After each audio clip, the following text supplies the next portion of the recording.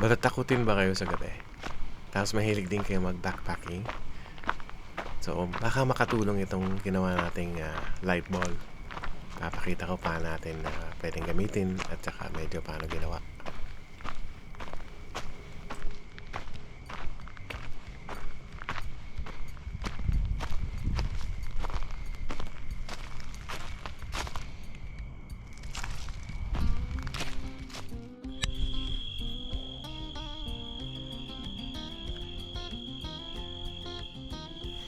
Ganito nyo gamitin ng light bulb.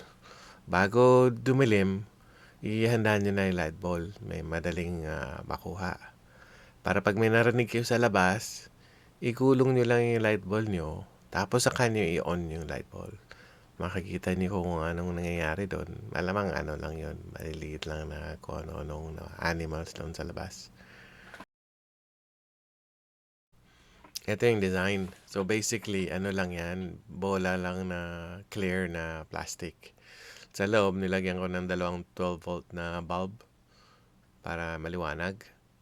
Tapos, meron na bibiling remote control na controller na kas meron din siyang component doon sa loob para mag-receive ng controls. At saka yung medyo matinding maliit na baterya. So, ginagamit ko, I think, lithium ion or something like that. So, ayan. Ganyan na itsura. Ginamitan ko to ng 3D printer para yung base lalagyan ng baterya, saan kakabit yung mga ilaw. Naka 3D print yan. Pati na rin yung lalagyan ng mga bumbilya. Ito yung mga kakailanganin nyo. Lahat to nasa link sa baba. So, isang bolang plastic na malinaw. Tapos, yung ginawa ko lang na 3D printed na base para sa baterya at saka yung lalagyan ng mga bumbilya. Dalawang bumbilya at saka yung socket nila, baterya at saka itong remote control component na meron yan isang component na ilalagay mo sa circuit at saka isa yung remote control itself. Ayan, pagkakabit-kabitin na lang yan, lalagyan na lang yan ng glue. Ginamit ka medyo mahinang glue, so pinalitan ko na medyo matindi. Tapos, a little bit of soldering para sa mga electronic components. Pero lahat naman straightforward. Wala tayong ginawang circuit board or anything like that. Ito yung circuit. Pinapakita ko lang kung anong itsura nila.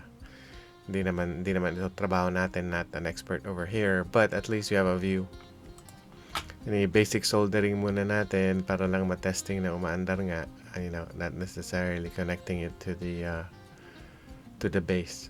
Para lang ma-check kung umaandar nga yung electronics.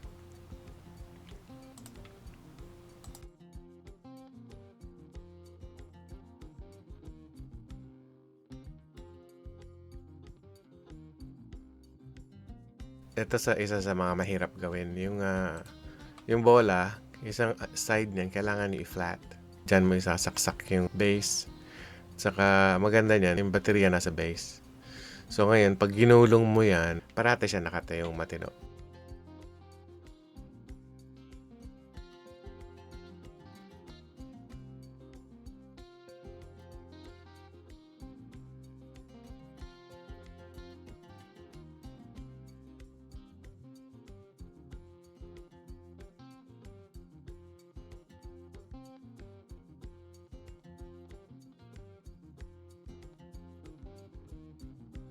Sa pagmasdan nyo na lang kung anong ginawa and pag gumawa kayo ng ganito, try to improve on what I've done.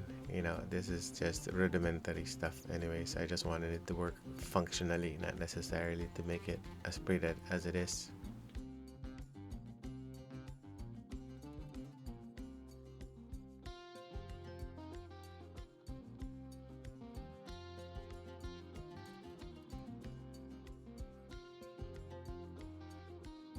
Hindi nakikita kung gaano kaliwanag, but maliwanag siya, nakikita mo. Lalo na pag madilim, kung nag-backpacking kayo wala ibang ilaw, maliwanag yan.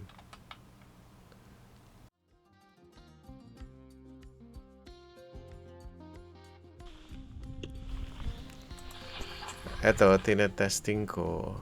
Kung nakikita mo siya, medyo wala ka na ibang makita dahil maliwanag siya. Pero kung itatabi mo sa likod ng bagay, Yun, tignan mo, makikita mo talaga yung maliwanag talaga siya.